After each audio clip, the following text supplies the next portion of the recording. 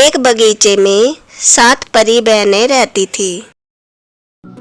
वे इधर उधर जाती और गरीब व लाचार लोगों की मदद करती थी। एक दिन बगीचे में एक लड़की बैठी रो रही थी। आज तो मुझे 1 रुपये का काम भी नहीं मिला। आज कैसे होगा? घर खर्च मैं कैसे चलाऊंगी? आज तो हम सबको भूखा ही रहना पड़ेगा। अरे प्यारी बच्ची, तुम कौन हो और यहाँ बैठी क्यों रो रही हो? तुम्हें क्या परेशानी है? मेरा नाम सिया है। मैं बहुत गरीब हूँ। मुझे आज एक भी मछली नहीं मिली।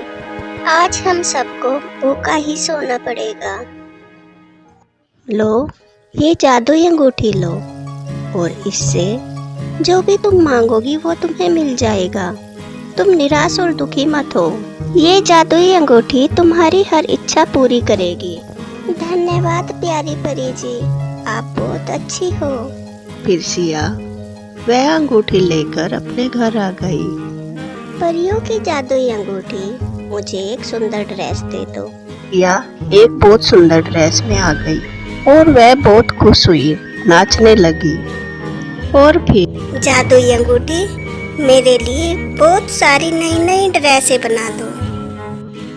और फिर वहाँ जादुई अंगूठी के जादू से बहुत सारी नई नई ड्रेसेज आ जाती है और सिया एक शोरूम खोल लेती है। देखते ही देखते सिया बहुत अमीर हो जाती है। अरे मान्या, तुम?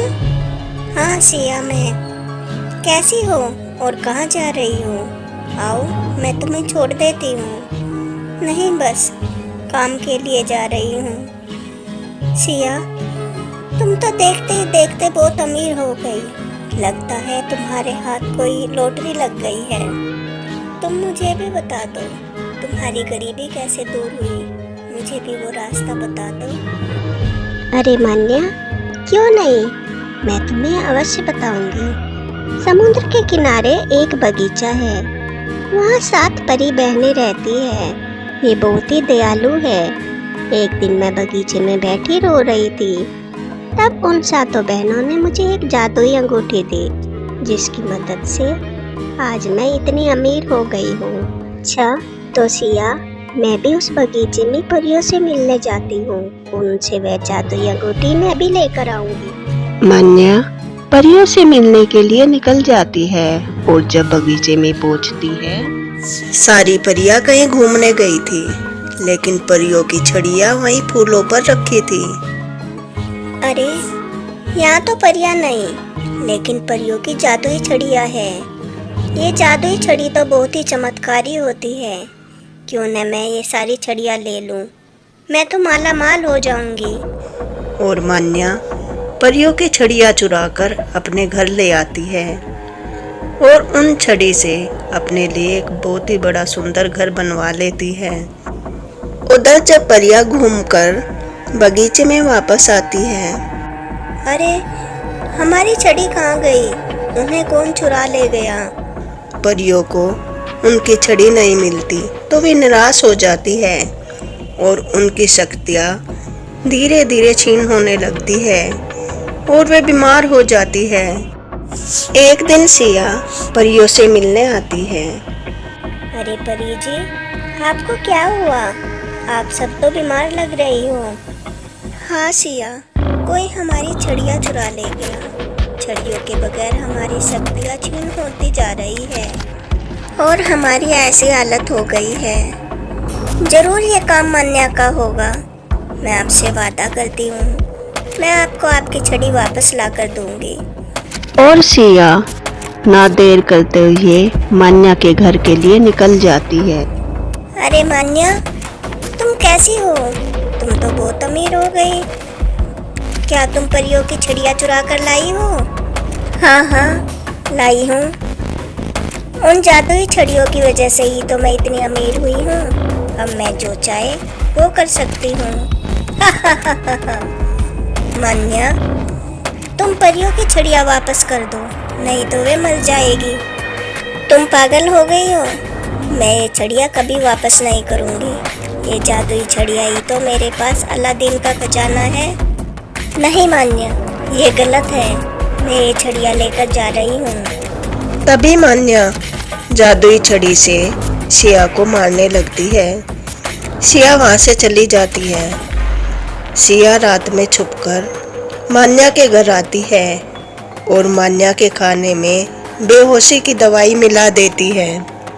मान्या आती है और वह खाना खाकर बेहोश हो जाती है और सिया वह सारी छड़ियाँ लेकर वहाँ से चली जाती है और फिर परियों के पास जाती है। परी जी, मैं आपकी छड़िया लेकर आई हूँ। लीजिए, आप अपनी छड़ी लीजिए। सारी परियां अपनी अपनी छड़ियाँ वापस ले लेती है और छड़ियों के मिलते ही सारी परियां पहले जैसी अच्छी हो जाती है। सिया, धन्यवाद। हम तो छड़ियों के बिना कुछ दिन भी जीवित नहीं रह सकते थे। तुमने ये छड़ियाँ वापस लाकर हम पे बहुत बड़ा उपकार किया है। नहीं नहीं परी जी, मैंने कोई उपकार नहीं किया, ये तो मेरा कर्तव्य था। आपने भी तो मेरी इतनी सहायता की थी। सिया, लेकिन अब सबको पता चल गया है हम यहाँ रहते हैं, इसलिए हम यहाँ से कहीं और जा रहे हैं। तुम्हें कभी भी हमसे मिलना हो या कोई भी किसी भी चीज़ की ज़रूरत हो तो तुम हमें याद कर लेना, हम तुमसे मिलने आ जाएंगे। ठीक है परी जी, जैसी आपकी इच्छा। और सारी परियां सिया को अलविदा कहकर वहाँ से चली जाती है और जाकर दूसरी जगह रहने लगती है। और परियों की जादुई छड़ियाँ उनके पास जाते ही मान्या पहले जैसी गरीब हो जाती है। इसलिए कहते हैं हमें कभी किसी को धोखा नहीं देना चाहिए और किसी के साथ चालाकी भी नहीं करनी चाहिए।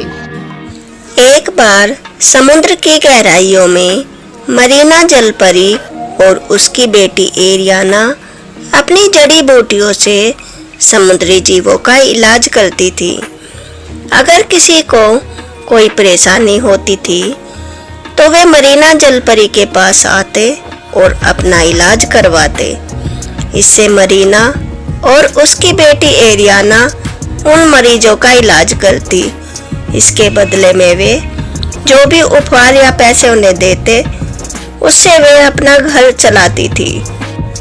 दोनों माँ बेटी समुद्री जीवों जलपरियों का इलाज करके बहुत खुश थी। अच्छे से उनकी गृहस्थी चल रही थी। कुछ दिनों बाद समुद्र के दूसरे छोर से एक जलपरी उनके शहर में आ जाती है और अपना एक हॉस्पिटल खोल लेती है। और जो भी मरीना जलपरी के पास इलाज करवाने जाता उन्हें बीच में रोककर कहती, अरे सोमना जलपरी, तुम कहाँ जा रही हो और तुम्हें क्या हो गया? तुम्हारी तो हालत खराब लग रही है। अरे डॉक्टर जलपरी, मैं मरीना जलपरी के पास जा रही हूँ, मुझे बुखार है। मरीना जलपरी की दवाइयों से मैं बहुत जल्दी ठीक हो जाती हूँ। अरे सौम्या, क्या तुम अब भी जड़ी बूटियों में विश्वास करती हो? जा, तुम उन जड़ी बूटियों से 8-10 दिन में ठीक होगी, वहाँ मैं तुम्हें अपने हॉस्पिटल में एक ही दिन में ठीक कर दूंगी। आओ मेरे साथ आओ, एक बार मेरी दवाइयाँ लेकर तो देखो। ठीक है डॉक्टर जलपरी, जब आप कह रही हो तो मैं तुम्हारे साथ चलती हूँ। इस तरह जो भी समुद्री जीव मरीना जलपरी से इलाज करवाने जाता वह डॉक्टर जलपरी उसे अपने साथ ले जाती। एरियाना बेटी, हमारे पास तो अब कोई इलाज करवाने नहीं आ रहा, अब हम कैसे करेंगे?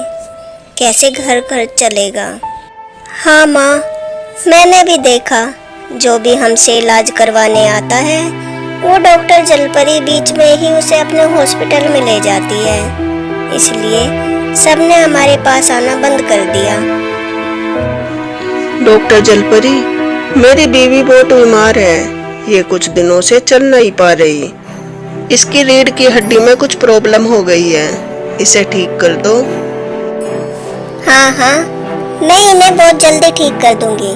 बस तुम्हें मुझे 100 सोने की मोहरें देनी होगी। ठीक है, तुम इसे जल्दी ठीक कर दो। 100 सोने की मोहरें मैं तुम्हें पहले ही दे दूंगा। डॉक्टर जलपरी, पूरा 1 साल हो गया, लेकिन मेरी बीबी को तो कोई आराम नहीं हुआ। तुमने तो कहा था कि तुम इसे 10-15 दिनों में ही ठीक कर दोगी। मैं इलाज कर रही हूँ ना, मैं भगवान तो नहीं जो जादू से इसे ठीक कर दूँ। और हाँ, तुम्हें बता दूँ, तुम्हारी बीवी कभी ठीक नहीं होगी, ये हमेशा ऐसी ही रहेगी। ये तुम क्या कह रही हो? अगर तुम मुझे पहले बता देती तो मैं इसका इलाज कहीं और करवाता। हाँ हाँ, अब करवा लो कहीं और इसका इलाज, कहीं भी ले जाओ, ये ठीक नहीं होगी। डॉक्टर जलपरी, तुम बहुत ही निर्दयी, घमंडी और क्रूर हो। मरीना जलपरी, मेरी बीबी को ठीक कर दो। इसकी रीढ़ की हड्डी में कुछ प्रॉब्लम हो गई है। मैं तुम्हारे सामने हाथ जोड़ता हूँ, तुम इसे ठीक कर दो। अरे एरन, आओ, और आप निराश मत हो। भगवान की कृपा से ये जल्दी ही ठीक हो जाएगी। और मरीना और एरियाना उस जलपरी का 8 दिनों तक इलाज करती है और वो 8 दिनों में बिल्कुल ठीक हो जाती है। एरन, आपकी बीवी बिल्कुल ठीक हो गई, अब आप इसे घर ले जा सकते हैं। मरीना व एरियाना, तुम बहुत अच्छी हो। तुमने मेरी बीवी को ठीक कर दिया, मैं बहुत खुश हूँ। मैं अपनी खुशी से तुम्हें ये 1000 सोने की मोहरें दे रहा हूँ। नहीं नहीं एरन, हमें इतनी सोने की मोहरें नहीं चाहिए। बस हमें तुम 2 सोने की मोहरें दे दो, यही हमारी फीस है। मैं जानता हूँ, गरीबों और लाचारों की मदद करना। फिर दोबारा सभी जलपरियां व समुद्री जीव अपना इलाज करवाने के लिए मरीना के पास आने लगे और वह डॉक्टर जलपरी वहां से चली गई। मरीना व एरियाना जलपरी खुशी खुशी सबका इलाज करने लगी और उन्होंने अपना एक छोटा सा हॉस्पिटल भी बना लिया। एक बार एक बहुत ही सुंदर जलपरी एरियाना समुद्री तल में रहती थी। एरियाना के अंदर ऐसी शक्ति थी कि वह अगर किसी के भी घाव को छूती थी वह तुरंत ही ठीक हो जाता था। इसीलिए एरियाना समुद्र में घूम घूम कर घायल जीवों को ठीक करती थी। इसीलिए सभी समुद्री जीव एरियाना से बहुत प्यार करते थे। पूर्णिमा की रात को एरियाना समुद्र की ऊपरी सतह पर आती थी। पूर्णिमा के चांद की चांदनी को देखना उसे बहुत ही अच्छा लगता था। एक बार एरियाना पूर्णिमा की रात को जब समुद्र की ऊपरी सतह पर आई तब उसे किसी की आवाज सुनाई दी। जब वह देखती है 2 पिशाच आपस में लड़ रहे थे। एरियाना डरकर छुप जाती है और वह पिशाचनी पिशाच को घायल कर देती है। घायल होकर पिशाच आकर एक चट्टान पर गिर जाता है। अरे ये तो पिशाच है, इनकी प्रजाति तो बहुत ही खतरनाक होती है। मुझे अंदर समुद्र में चले जाना चाहिए। फिर भी ये बहुत घायल है, मैं इसे एक बार देख लेती हूँ। नहीं नहीं, कभी ये मुझे कोई नुकसान पहुँचा दे। तभी एरियाना देखती है पिशाचनी पिशाच की तरफ आ रही थी। एरियाना अपनी दयालु प्रवृत्ति के कारण पिशाच को लेकर अंदर समुद्र में चली जाती है और उस पिशाच के घावों को ठीक करती है। कौन हो तुम और क्या कर रही हो? नहीं नहीं, मैं तो एक जलपरी हूँ। मैं तुम्हें कोई नुकसान नहीं पहुँचा रही थी, मैं तो तुम्हारे जख्मों को ठीक कर रही थी। तुम्हें मैं कैसे मिला? मैं तो पूर्णिमा की रात को समुद्र की ऊपरी सतह पर गई थी। बस मुझे तो चांद की चांदनी देखनी थी और तभी मैंने देखा तुम्हें एक पिशाचनी ने मार गिराया था। मैं तुम्हें यहाँ लेकर आ गई और बस तुम्हारे घावों को ठीक कर रही हूँ, उससे ज्यादा कुछ भी नहीं। ठीक है, मुझे हाथ मत लगाओ, और आगे से कभी भी समुद्र की ऊपरी सतह पर मत आना। और वह पिशाच समुद्र की ऊपरी सतह पर आ जाता है। कितना निर्दयी और कठोर दिल है, मुझे धन्यवाद भी नहीं किया। पर इन पिशाचों की प्रवृत्ति होती ही ऐसी है। कोई बात नहीं। आज पूर्णिमा की रात है। क्या मुझे समुद्र की ऊपरी सतह पर चांद की चांदनी देखने जाना चाहिए या नहीं? मैं तो कब से चंद्रमा की चांदनी देखने पूर्णिमा की रात को जा रही हूँ। ये एक इत्तेफाक हो सकता है, ऐसा हर बार नहीं होगा। मुझे जाना चाहिए क्योंकि मैं चांद की चांदनी को देखे बगैर नहीं रह सकती। और एरियाना समुद्र की सतह पर आ जाती है। अच्छा, तो ये जल परी आज भी यहीं बैठी हुई है। मुझे इसका खून पी जाना चाहिए। और जैसे ही वह पिशाचनी एरियाना को पकड़ने के लिए उसकी तरफ बढ़ी, वैसे ही वह पिशाच आ जाता है और एरियाना को बचाकर ले जाता है। वह एरियाना को एक टापू के ऊपर महल में ले जाता है। उस महल के चारों तरफ पिशाच ने एक कवच बना रखा था जिसके अंदर कोई नहीं आ सकता था। वह एरियाना को उस महल में रख लेता है। मुझे यहाँ क्यों लाए हो? मुझे वापस समुद्र में छोड़कर आओ। तुम बहुत निर्दयी हो। मैंने तुम्हारी रक्षा की थी और तुम मुझे यहाँ उठाकर ले आए। अगर मैं तुम्हें यहाँ उठाकर न लाता तो वह पिशाचनी तुम्हारा खून पी जाती। उसने तुम्हारे खून की गंध ले ली है। अब वह तुम्हें कहीं से भी ढूंढ कर निकाल लेगी। यह महल कवच से बना हुआ है, इसके अंदर वो नहीं आ सकती, इसलिए तुम यहाँ सुरक्षित हो। लेकिन कब तक? मैं इस कैद में नहीं रह सकती। बस कुछ ही दिनों की बात है, मैं तुम्हें आजाद कर दूंगा। और वह पिशाच एरियाना का बहुत ध्यान रखता, उसके लिए खाने की वस्तुएं लाता। अच्छा, मुझे तो तुम्हारा नाम भी नहीं पता। तुम्हारा क्या नाम है? मेरा नाम एरन है। अच्छा एरियाना सुनो, मुझे तुम्हें उस पिशाचनी से आजाद करवाना ही होगा, नहीं तो तुम इस महल से कभी बाहर नहीं जा सकती। मैं 3 दिनों के लिए कहीं जा रहा हूँ। लेकिन कहाँ? तुम्हारे बाद अगर वो पिशाचनी मुझे खा गई तो? 3 दिनों तक कुछ नहीं होगा। हाँ, अगर मैं 3 दिनों बाद नहीं आया तो ये बोतल लो और ये इसमें जो ये तरल पदार्थ है इसे पी लेना। परंतु तुम कहाँ जा रहे हो?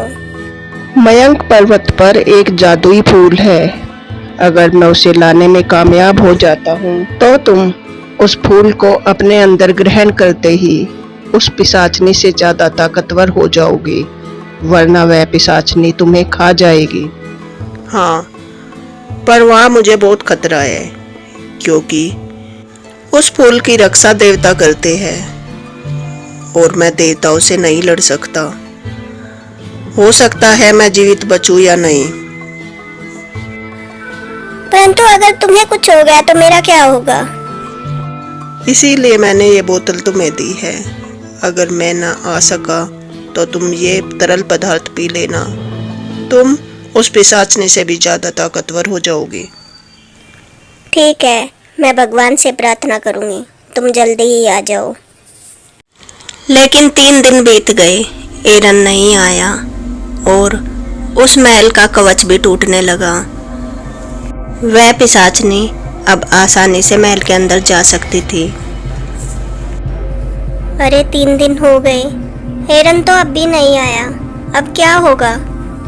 पिशाचनी अंदर घुसने ही वाली थी कि एरन आ जाता है और वह फूल एरियाना को देता है। तुम जल्दी से यह फूल अवशोषित कर लो, वह पिशाचनी आ जाएगी। उससे पहले तुम ये फूल अवशोषित कर लो। लेकिन पिशाचनी अंदर आ जाती है और वो एरन के साथ लड़ती है। एरन की शक्तियाँ फूल लाने में नष्ट हो चुकी थी। एरियाना तब तक वह फूल अवशोषित कर लेती है। एरियाना, तुम जल्दी से यहाँ से जाओ और समुद्री तल में चली जाओ और इसके बाद तुम कभी भी वापस समुद्र के ऊपर मत आना। लेकिन मैं तुम्हें इस हालत में छोड़कर नहीं जा सकती। तुम मेरी परवाह मत करो। मैं एक पिशाच हूँ और तुम एक जलपरी हो।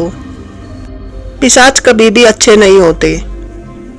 वह पिशाचनी एरन का खून पीने ही वाली थी कि तभी एरियाना जलपरी उस बोतल के पानी को पी लेती है और उस पानी को पीते ही एरियाना आधी पिशाचनी और आधी जलपरी बन जाती है। एरियाना जलपरी में बहुत ज़्यादा शक्ति आ जाती है और वह उस पिशाचनी को मार देती है। एरियाना, तुमने ये क्या किया?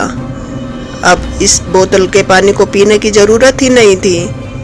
अब तुम जलपरी नहीं रही, जलपरी के साथ साथ पिशाचनी भी बन गई हो। तुमने मेरे लिए सब क्यों किया? एरन, मैं इतनी आसान फरामोश नहीं हो सकती। तुमने मेरी इतनी सहायता की, मुझे उस पिशाचनी से बचाया। अब मैं तुम्हें मुसीबत में छोड़कर ऐसे नहीं जा सकती थी। मैं तुम्हारा भी खून पी जाती। और हाँ, इतने दिनों में मुझे मालूम हो गया, जलपरी के साथ साथ मुझे तुम्हारा साथ भी चाहिए, क्योंकि तुम अच्छी रूह के पिशाच हो। इसके बाद एरियाना और एरन दोनों समुद्र में और समुद्र के बाहर साथ साथ घूमने लगे। दोनों में बहुत ज़्यादा पक्की दोस्ती और बहुत ही प्यार हो गया। दोनों एक दूसरे के बगैर नहीं रह सकते थे। दोनों एक दूसरे का बहुत ख्याल रखते। एरियाना और एरन दोनों मिलकर सभी जीव जंतुओं की खूब सहायता करते। ऐसी ही नई नई कहानियाँ सुनने के लिए मेरे चैनल को लाइक एंड सब्सक्राइब करें। Thanks for watching.